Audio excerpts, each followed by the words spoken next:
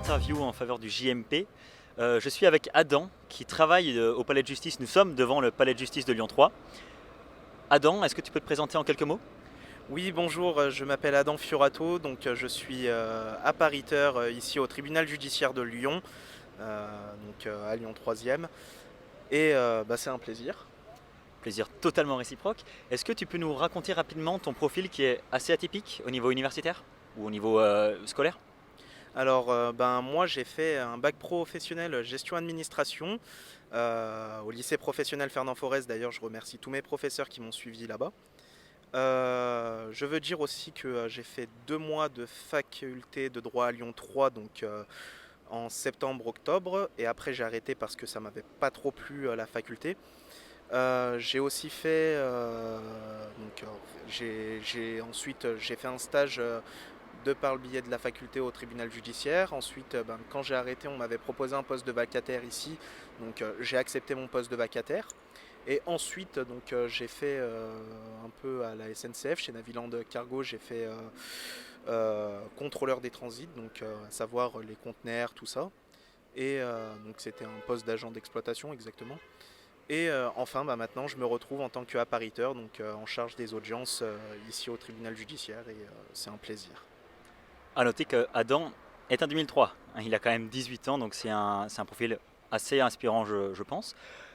19 ans la semaine prochaine. 19 ans la semaine prochaine, précisons-le. Pour toi, travailler dans la justice, c'était une vocation. Oui, c'est une vocation. Moi, depuis que je suis en quatrième, je veux faire magistrat. Là, j'espère pouvoir passer ma passerelle du concours en faisant 8 ans en tant que huissier pour passer le 18-1 du Code de l'organisation judiciaire, pour passer un oral devant la cour d'appel. Et enfin, devenir magistrat, ça c'est, je pense, le rêve ultime. Mais après, même si je pourrais passer dans 4 ans le troisième concours de greffier, parce que malheureusement moi j'ai pas fait bac plus 1, bac plus 2 pour faire greffier, et j'ai pas fait bac plus 4 pour faire magistrat. Concernant la nuit du droit, qui a lieu donc ce soir, tu n'y seras pas participant, mais qu'est-ce que tu peux nous dire à ce sujet? Est-ce que tu as un avis sur l'organisation d'une telle soirée? Est-ce que tu penses que au niveau de l'ouverture au public, les effets que ça a sont positifs? Ou est-ce que c'est trop réservé peut-être aux étudiants de droit ou justement aux professionnels du droit?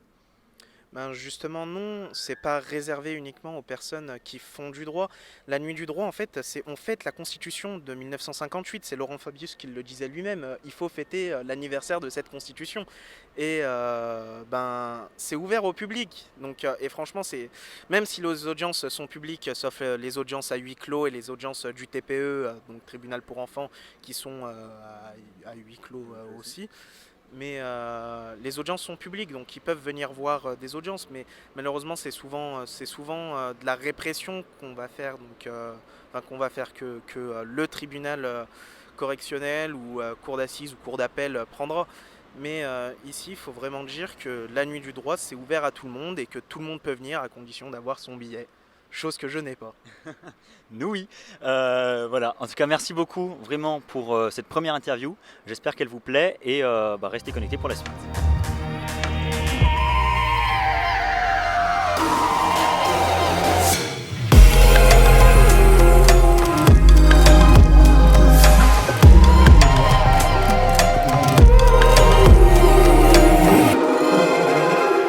Bienvenue donc dans ce deuxième micro-trottoir pour le JMP.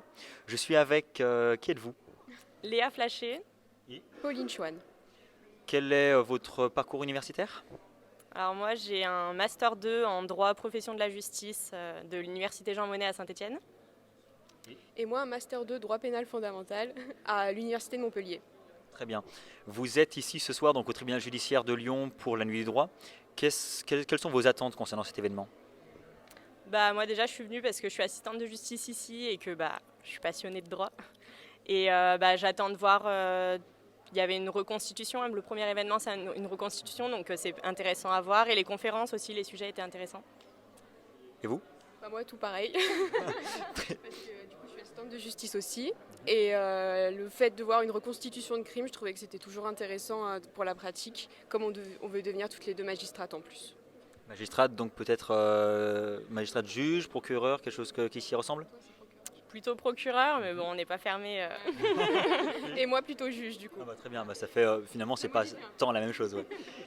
Et comment avez-vous eu connaissance de l'événement de ce soir? Alors déjà, on a reçu un mail par le tribunal et ensuite sur les réseaux sociaux. Pareil du coup? Pareil. Très bien. Voilà, merci beaucoup à vous deux.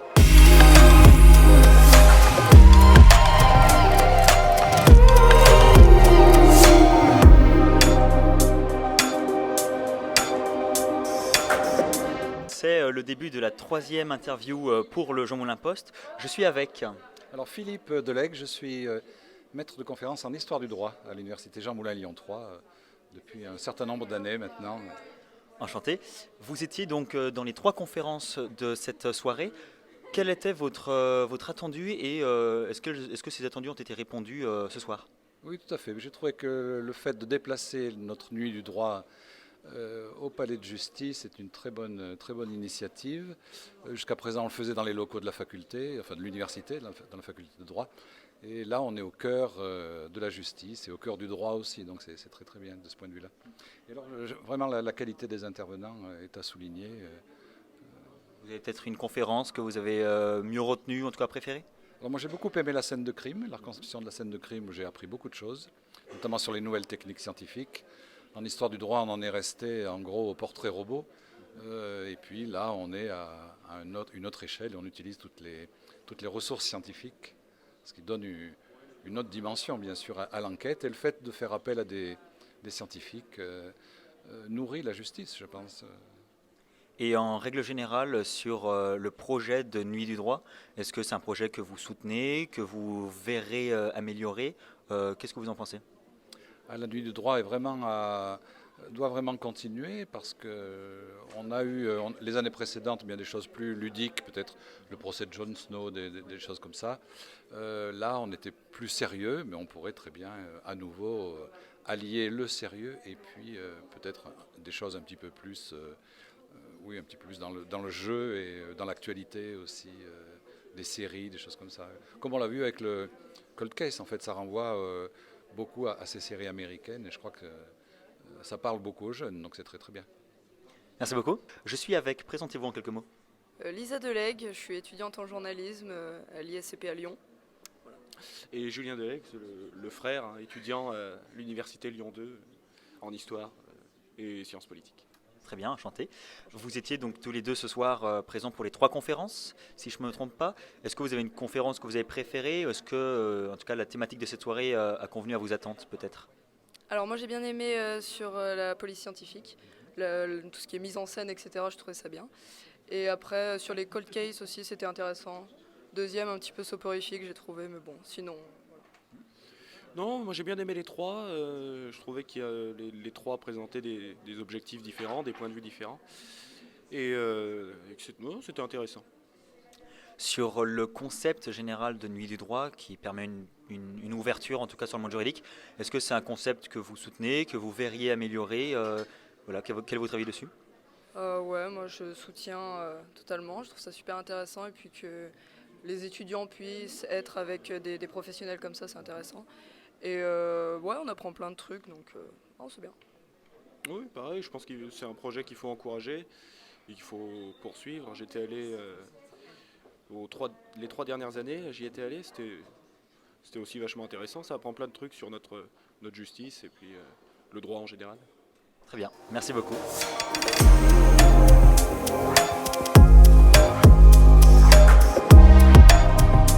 Est-ce que je peux vous laisser vous présenter rapidement?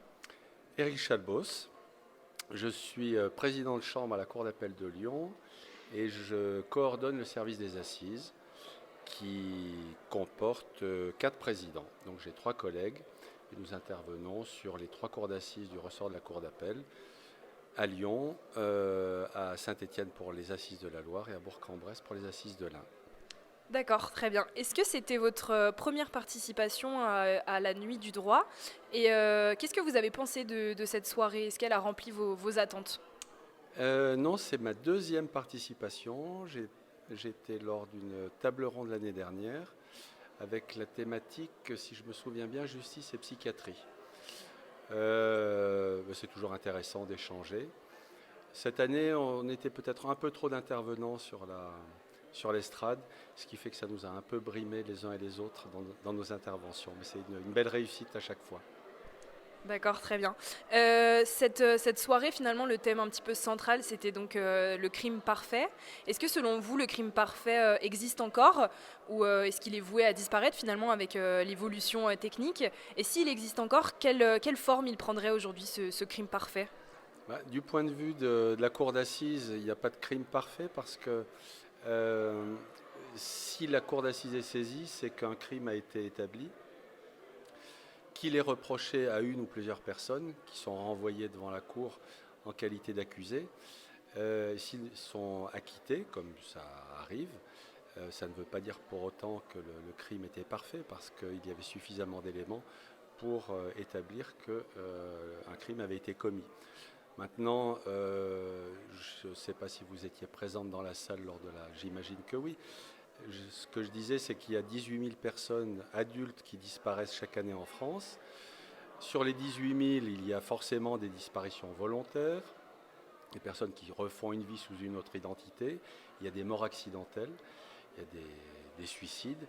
Et il y a probablement, mais sans qu'on puisse les chiffrer, des personnes qui ont été victimes d'homicides et qui ne sont pas identifiées. Donc on peut considérer jusqu'à ce qu'on ait d'autres éléments qu'il s'agissait de crimes parfaits. D'accord, très bien. Et merci beaucoup pour vos réponses et bonne soirée. C'est la 7e interview de la Nuit du droit. Donc je vous laisse vous présenter en quelques mots. Oui, bonsoir. Jean-François Barre, vice-bâtonnier du barreau de Lyon. Qu'est-ce que vous faites à la Nuit du droit ce soir? Alors j'ai été invité en tant qu'avocat et vice-bâtonnier pour expliquer quel était le rôle de l'avocat ou avoir son point de vue sur la question du crime parfait.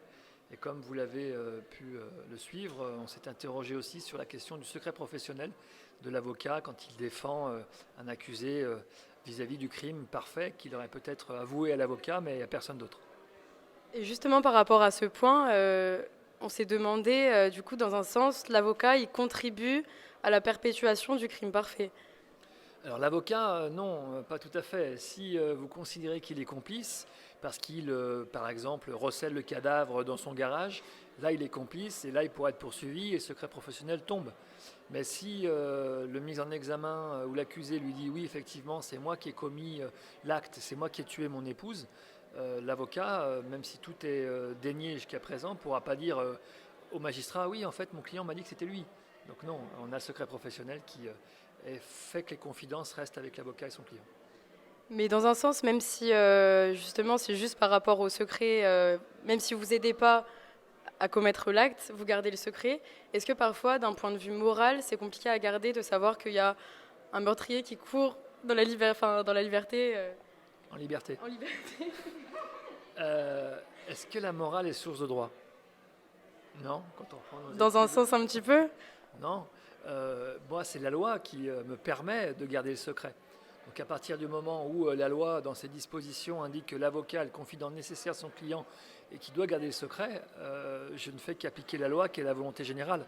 Voilà, la loi, les normes supranationales, la Cour européenne des droits de l'homme, c'est tout ce qui permet de considérer que si quelqu'un veut se confier à une autre personne qui est l'avocat, on est sûr que les choses ne sont pas divulguées. C'est le b.a.-ba de la confiance. Et donc vous considérez que l'issue d'un procès ne dépend que du droit ou il y a d'autres circonstances qui rentrent en jeu? L'issue d'un procès, non, elle ne dépend pas que du droit, elle dépend des témoignages, elle dépend des enquêtes, de l'environnement, des expertises, de la conviction que met l'avocat dans un sens ou un autre, parce que l'avocat peut être aussi l'avocat des victimes, hein. Ne l'oublions pas, on peut être avocat des parties civiles. Donc finalement, le résultat d'un procès, d'un délibéré, c'est l'addition, c'est cette somme de tous ces éléments qui font qu'une décision va être prise dans un sens ou dans un autre. Et est-ce que vous avez aimé intervenir ce soir pour terminer cette interview? Oui, c'était très agréable et puis le public était très agréable, composé de professionnels et d'étudiants. Je trouve que ces nuits du droit sont quelque chose qui a été mis en place et vraiment c'est l'accessibilité des professions de chacun par rapport à ceux qu'il veut devenir ou être. Donc c'est très intéressant. Merci beaucoup. Au revoir.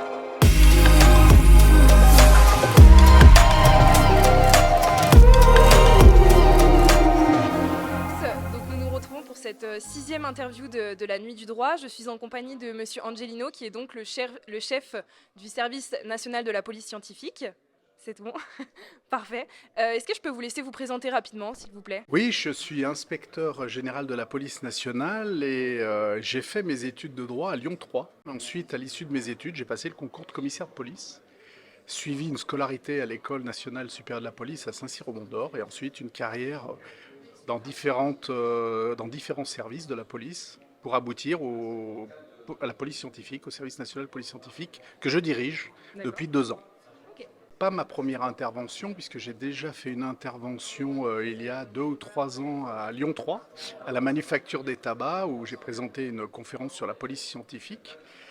Cette fois-ci, la particularité de ce soir, c'est que c'était organisé avec le tribunal judiciaire et on a pu reconstituer une scène de crime au sein du tribunal judiciaire pour mieux expliquer quel était notre métier. D'accord. En fait, ce que je voulais dire par là, c'est que souvent le crime parfait, il peut exister si nous avons mal travaillé. Aujourd'hui, on a des techniques et des moyens qui nous permettent de pouvoir résoudre un maximum d'enquêtes et d'affaires. Et souvent, malheureusement, et ça a été redit au cours des échanges et de la table ronde qui a suivi la scène d'infraction qui avait été mise en scène, et donc, on s'aperçoit que malheureusement, c'est parfois quand le travail n'est pas très bien fait que nous n'arrivons pas à résoudre les choses. Donc, nous avons les moyens de résoudre et c'est des affaires qu'il faut qu'on résolve avec tous les enquêteurs sous l'autorité des magistrats. À ma foi, il faut apprendre à gérer sa frustration, hein, ça c'est dans toute profession, y compris la nôtre. Et après, on se dit que notamment à travers le pôle cold case, et qu'il a été évoqué ce soir, on a des possibilités nouvelles qui s'offrent à nous, technologiques, pour réétudier les dossiers avec les magistrats. Et on se dit toujours qu'on aura une seconde chance pour tenter de résoudre ces affaires non résolues. Nous sommes en présence de monsieur le doyen de la faculté de droit. Donc tout d'abord, je vais vous laisser vous présenter. Oui, bonsoir. Donc, je suis Olivier Gou, doyen de la faculté de droit et je suis très heureux de participer à ma première nuit du droit en tant que doyen, même si j'étais présent les années précédentes. Alors cette édition était de mon point de vue réussie. Alors je n'ai pas pu assister à ce qui s'est passé dans le cadre des juridictions administratives, mais j'étais présent aux juridictions, pas au palais des juridictions, j'étais présent au tribunal judiciaire et j'ai trouvé passionnant la reconstitution de cette scène de crime. J'avais un peu l'impression d'être parfois dans le domaine de la science-fiction, à tel point les méthodes utilisées aujourd'hui pour identifier des indices, pour nourrir les enquêtes et les résoudre sont spectaculaires.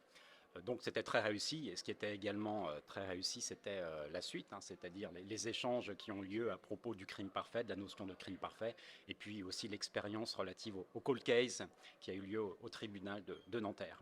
Est-ce que vous avez une favori dans ces 3 conférences? Alors une conférence favorite, alors la première, ce n'était pas une conférence, hein, pour moi c'était vraiment de la découverte.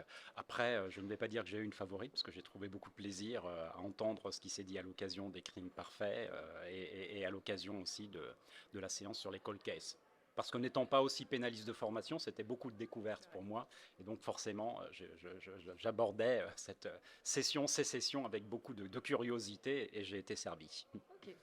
Alors je pense que les objectifs ont été remplis. C'était une première expérience pour nous puisque les années précédentes, lorsque la Nuit du droit avait été organisée, c'était sur le site de la Manufacture des Tabacs à la faculté de droit de Lyon 3. C'est la première fois qu'on externalisait d'une certaine manière la Nuit du droit, mais à vrai dire, on a travaillé avec les mêmes partenaires que les années précédentes, hein, c'est-à-dire les juridictions judiciaires, les juridictions administratives, l'école des avocats Rhône-Alpes, le barreau de Lyon, et puis aussi, j'en oublie un, le notariat. Donc ce sont les mêmes partenaires avec lesquels nous avons travaillé. Je pense que cette édition est réussie, même si le petit regret, mais ça s'explique par la configuration des lieux, c'est que nous n'ayons pas pu accueillir autant d'étudiants que les années précédentes, parce que les années précédentes, nous avions la possibilité sur le campus de la Manufacture des Tabacs d'accueillir 2500, voire même 3000 étudiants. Et je sais que du côté étudiant, il y a cette frustration, mais en même temps, les étudiants qui ont pu assister à ces différentes sessions auront eu la chance de pénétrer dans les juridictions judiciaires et administratives, dans les juridictions où le droit se met en action d'une certaine manière. Donc c'est, de mon point de vue, une très belle expérience pour ceux qui ont eu la chance d'y assister. À l'année prochaine. À l'année prochaine. Vous verrez que l'année prochaine, nous avons déjà beaucoup de projets pour la mise en place de la Nuit du droit dans nos locaux. Donc l'année prochaine, vous serez servis, je vous le promets. Et en tout cas, on vous accueillera avec plaisir.